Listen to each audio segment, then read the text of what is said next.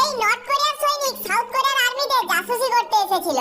যেভাবে সে খাবার খাচ্ছিল এটা দেখে সবার তার উপর সন্দেহ হয়ে যায়। সে নিজের জীবনে এত সুস্বাদু খাবার নিজের দেশে কোনোদিনও খায়নি। তখনই কমান্ডার এই ছেলেটাকে জিজ্ঞেস করে তুমি কোথা থেকে এসেছো। আব্দুল কিছু সেকেন্ডের জন্য হতবাক হয়ে যায় এবং নিজের সত্যি বলতেই যাচ্ছিল তখন এর মুখ থেকে হামবার্গ শহরের নাম বেরিয়ে আসে। এই নাম সে জার্মান মুভি থেকে শুনেছিল। এটা শুনে কমান্ডারের আব্দুলের উপর গর্ব হয়। তার বিশ্বাস হয় না যে জার্মানে জন্ম হওয়া ছেলে সাউথ কোরিয়ার সেবা করছে।